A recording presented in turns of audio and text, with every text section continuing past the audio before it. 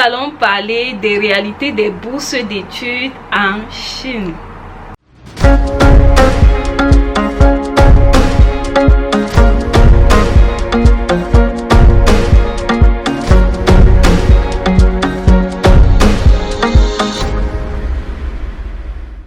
Salut, j'espère que vous allez bien. Moi, je vais super bien. Aujourd'hui, on se retrouve pour une nouvelle vidéo où je vais vous parler des réalités des bourses d'études. Donc, vous savez que depuis quelques temps sur cette chaîne, je vous partage les différentes procédures des bourses d'études, les opportunités des bourses d'études et tout. Je vous donne des conseils pour la constitution de vos dossiers et comment bien vous apprêter pour réussir votre procédure. Et là, j'ai décidé de vous partager les réalités des bourses d'études. Donc, après avoir obtenu ces bourses d'études et que vous arrivez en Chine, quelles sont les difficultés auxquelles vous serez confrontés? Bon, l'objectif de cette vidéo, ce n'est pas de te décourager. Non, loin de là. Moi, j'aime vous encourager, vous le savez bien. Donc, ce n'est pas pour te décourager, mais c'est pour te prévenir, pour t'amener à faire de meilleurs choix, pour t'amener à travailler et à ne pas être négligent. Voilà l'objectif de notre vidéo. Et qu'est-ce qui m'a inspiré cette vidéo? En fait, il y a de cela quelques semaines, j'ai croisé une connaissance avec qui je m'entends bien ici en Chine, qui est venu pour faire le master. L'exigence de sa bourse était d'avoir le HSK6 parce que il faut savoir que les bourses d'études qu'on donne ont des conditions. Donc quand tu as la bourse, ne pense pas que tout est fini. Non, c'est là où ça commence. Parce que quand tu vas arriver ici, il faudra travailler pour maintenir ta bourse. Mais ça dépend des types de bourses. Il y a des bourses qui ont plus d'exigences que d'autres. Pour sa bourse d'études, on voulait qu'elle obtienne le HSK 6. Et elle a composé le HSK 6. Elle n'a pas réussi. Elle a essayé de négocier avec l'école pour dire que ok, c'est comment, je vais faire comment, je n'ai pas d'argent pour continuer mes études et tout, voilà, je ne veux pas rentrer, j'ai vraiment envie de terminer ma formation. Et on lui a dit non, il n'y a pas moyen, mais tu peux composer en juin. Si en juin tu réussis, tu vas continuer, voilà, ta bourse va continuer à passer. Si en juin, tu rates l'examen de HSK 6, alors tu vas continuer à payer tes études toi-même. Bon, je ne prononce pas le nom de la personne, même si elle tombe sur la vidéo, personne ne sait que c'est elle. Elle n'a pas les moyens pour continuer ses études, donc elle ne sait pas comment faire. Voilà, elle a recomposé le HSK 6 en juin. Le résultat est sorti en juillet, parce que je pense que ça fait un mois. Bref, de toute façon, les résultats sont sortis en juillet et elle a eu moins de 180. Elle n'a pas passé le HSK. Ça veut dire que sa bourse s'est arrêtée. Sa bourse ne peut plus continuer l'année prochaine. Quand je suis sortie, j'ai vu comment elle s'apprêtait à voyager. Donc, elle emballait ses affaires et j'étais étonnée. J'ai demandé, mais ma chérie, c'est comment? Elle me dit, je rentre au pays.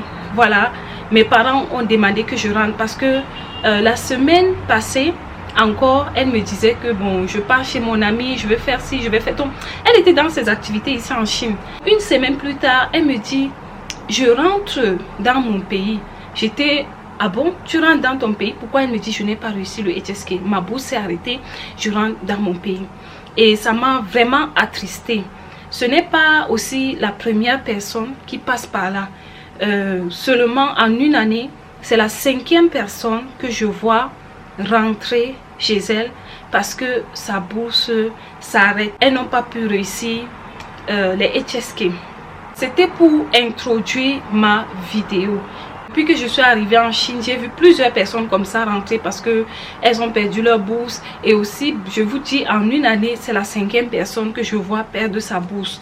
Aujourd'hui, je vais vous partager 5 points, voilà, que vous devez savoir avant de postuler une bourse, avant d'accepter une bourse ou bien de choisir un type de bourse. Oui, parce que les bourses n'ont pas les mêmes exigences. Il y a des bourses où c'est vraiment, le standard est vraiment élevé par rapport aux autres. Quand vous venez ici, sachez que vous serez soumis aux lois du pays et aux règles de l'école. Vous devez respecter les lois et vous devez respecter les règles de l'école. C'est vrai, c'est le même système éducatif, mais c'est pas les mêmes règles, c'est pas le même fonctionnement. Vous comprenez?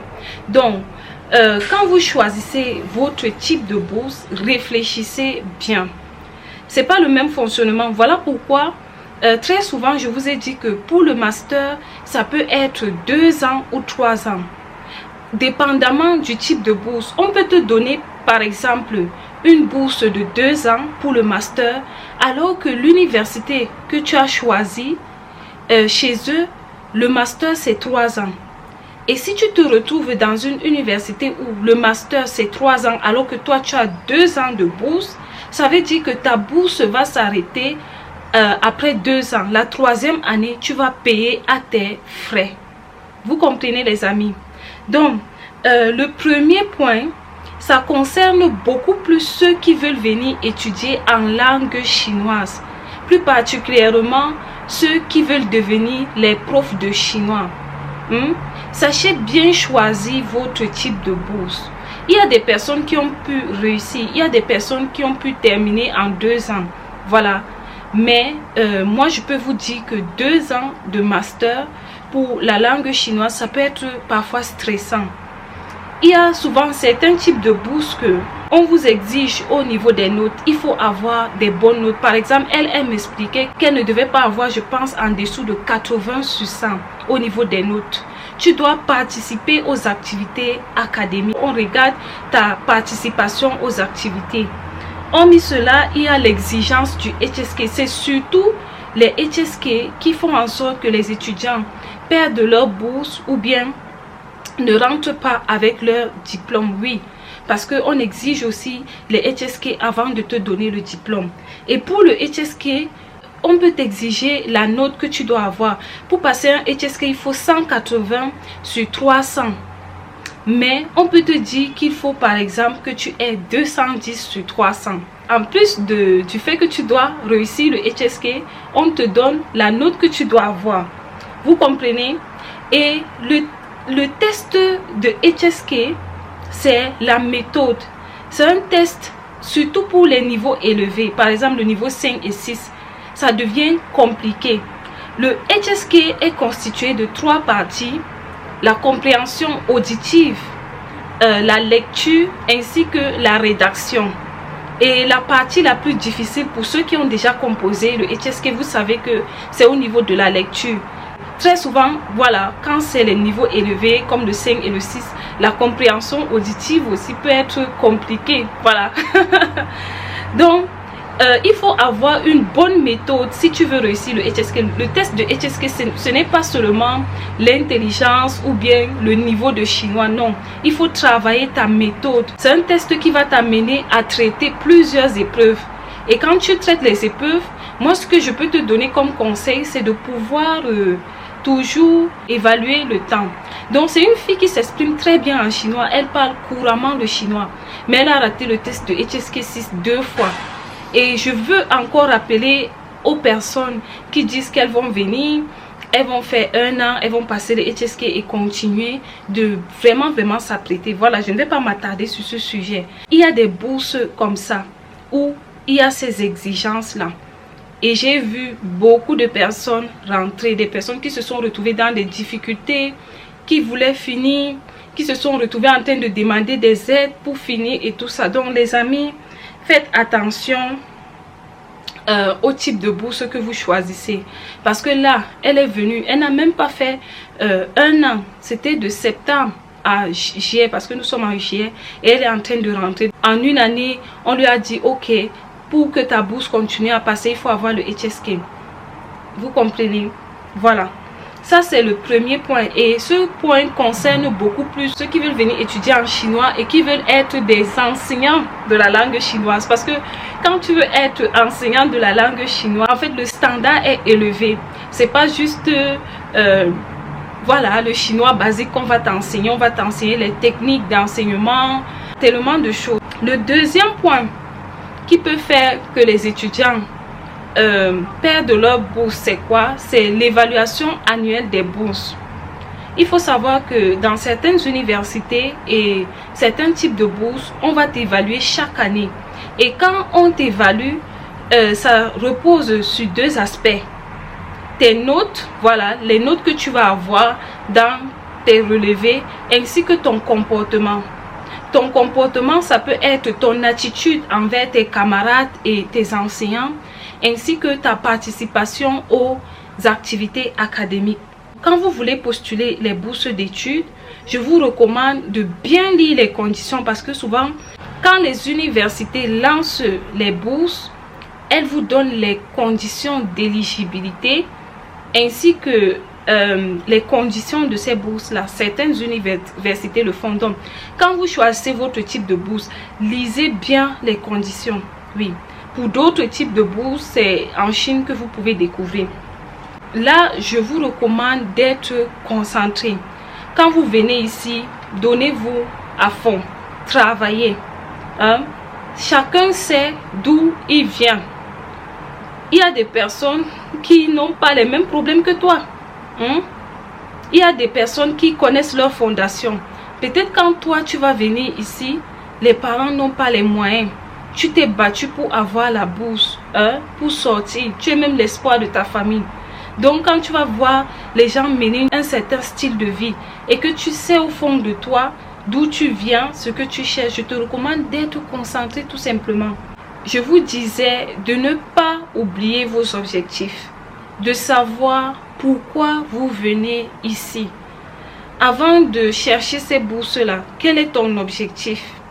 Parce que souvent, tout ce qui se dit sur Internet, c'est pas forcément vrai. Vous allez voir les gens mener un certain style de vie, voyager par-ci, vous montrer des endroits luxueux, tout ça. Ce n'est pas ça la vraie vie. Vous comprenez? Donc, sachez vraiment pourquoi vous cherchez ces bourses d'études.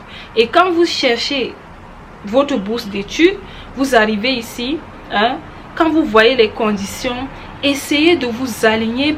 Faites le maximum pour pouvoir maintenir votre bourse d'études, surtout si vous savez que vous n'avez pas les moyens. Parce que quand votre bourse s'arrête, il y a des écoles qui ne sont pas vraiment indulgentes. Même si vous racontez quelle histoire, on va te dire, comme en chinois, on aime dire mei pan fa. Quand on te dit mei pan fa en chinois, ça veut dire qu'il n'y a pas moyen. Moi, quand un chinois me dit déjà mei pan fa là, je n'insiste pas. L'évaluation des bourses, comme je vous ai dit, c'est pas dans toutes les écoles.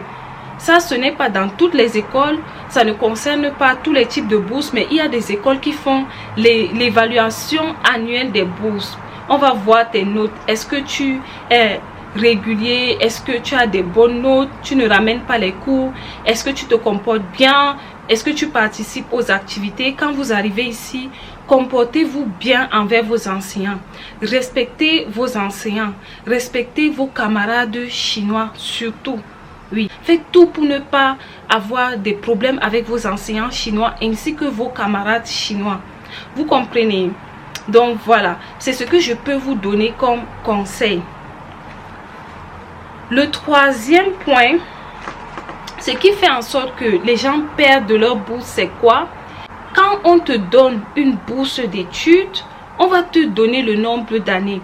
Par exemple, si tu veux faire la licence, on va te donner 5 ans ou 4 ans. Si tu veux faire le master, on va te donner 2 ans ou 3 ans. Si tu veux faire le doctorat, on va te donner 3 ans ou 4 ans. Donc, quand on te donne ce nombre d'années, fais tout pour valider tes cours pendant cette période-là. Vous comprenez? Évitez d'aller au rattrapage, évitez d'avoir des mauvaises notes. Donc, faites tout pour valider vos cours et atteindre le nombre de crédits. Faites attention au nombre de crédits. Parce que si vous n'atteignez pas le nombre de crédits, si vous ne validez pas vos cours, et que votre bourse arrive à terme, vous allez prolonger. En chinois, on dit yen qi. Quand tu vas yen qi, hein, tu vas utiliser tes propres moyens pour continuer tes études. Faites tout pour valider vos matières. Hormis cela, vous allez rédiger les mémoires. Surtout à partir du master, vous allez quand même beaucoup travailler sur les mémoires. Faites tout pour passer les différentes étapes et que vous puissiez terminer. Parce que si vous ne terminez pas, même si vous avez fini avec vos cours, on n'a pas validé votre mémoire. Sachez que pour continuer, vous devez payer la scolarité à vos propres frais. Et parfois, quand on demande les bourses, c'est parce qu'on n'a pas les moyens, disons-nous les vérités. Quand on cherche les bourses, c'est parce qu'on n'a pas les moyens. Donc, quand tu viens ici, le conseil que je peux te donner, c'est de faire tout pour terminer tes cours, pour valider ton mémoire. Parce que pour que tu avances, il faut qu'on valide le contenu de ton mémoire. N'allez pas faire les copier-coller n'importe comment. Essayez de faire assez de recherches quand vous rédigez vos mémoires, de travailler votre niveau de langue, de demander de l'aide s'il le faut, peut-être à vos amis chinois pour revoir les fautes de grammaire, d'orthographe. La dernière étape, on fait la vérification du plagiat. Et je me rappelle que dans mon ancienne université, on ne voulait pas que ça déborde de 20%. Oui, si tu débordes de 20%, ton mémoire ne sera pas validé.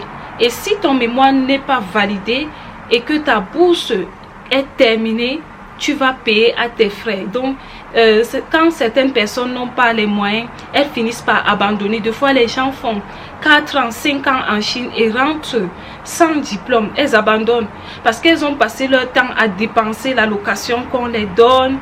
Elles ont passé leur temps parfois à s'amuser, elles ont pris à la légère. Et quand ça arrive vers la fin comme ça, je ne vais pas vous mentir, les universités ne sont pas souvent indulgents. Donc les amis, sachez ce que vous voulez. Le quatrième point qui peut te faire perdre ta bourse ou bien rentrer sans diplôme, parce que je veux aussi mentionner le fait de rentrer sans diplôme, c'est le HSK. Le premier point, je vous ai raconté l'histoire d'une connaissance. Je vous ai dit qu'elle a perdu sa bourse à cause du HSK. Et sur le quatrième point, je vais te parler toujours du HSK et des articles. Parce qu'on est en train de parler ici des exigences des bourses d'études. Donc, quand tu viens étudier en Chine et qu'on t'octroie la bourse, parfois, certaines bourses vont t'exiger de composer quand même les HSK pendant ton parcours. Pour d'autres bourses, on va te dire que à la fin, avant d'avoir ton diplôme, il faut avoir tel HSK, pas forcément le 6, ça peut être le 4, ça peut être le 5. Ou bien il faut rédiger un article.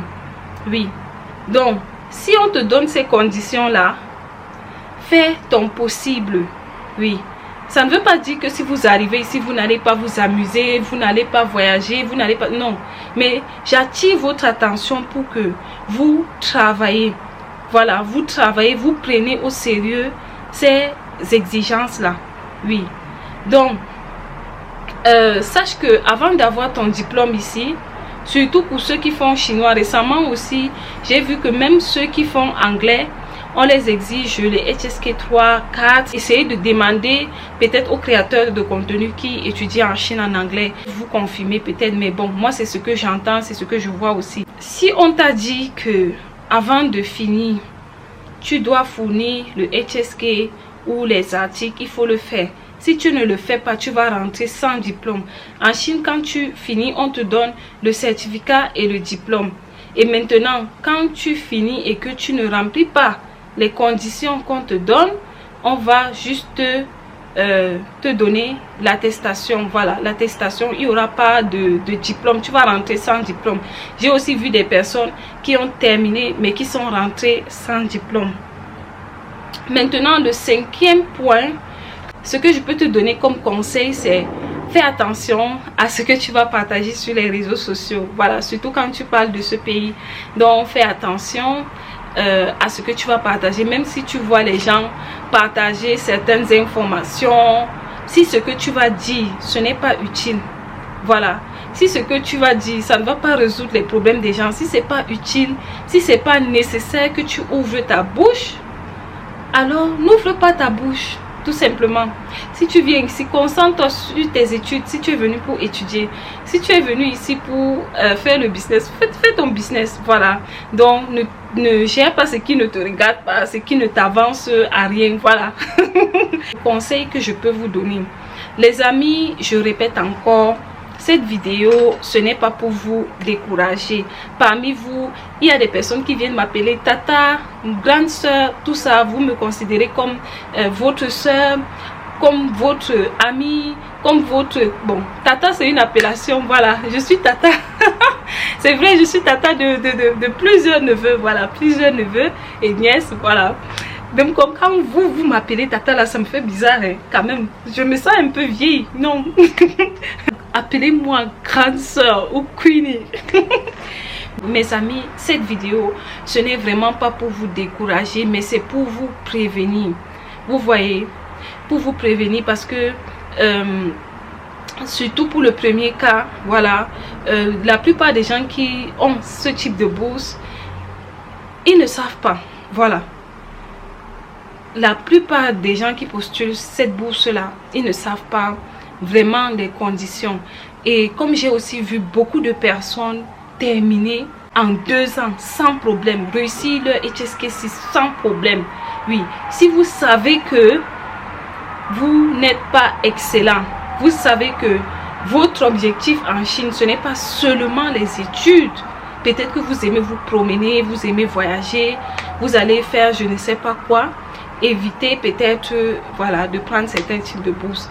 Les amis, récemment j'ai créé une page Facebook et la page Facebook c'est ton guide pour étudier en Chine. Je vais mettre ici, n'hésitez pas à aller vous abonner, allez vous abonner. Et la semaine prochaine je vais faire un direct, oui, parce que je veux vous connaître, je veux connaître les yeux qui me regardent là. Je vais faire un direct et vous pouvez entrer dans ce direct, vous allez me poser des questions, on va discuter en direct. Si vous êtes intéressé par le direct, dites-moi dans les commentaires.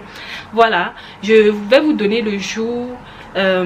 Voilà, vous allez vous connecter, on va parler, vous allez me poser des questions en direct. Je veux vous connaître, hein?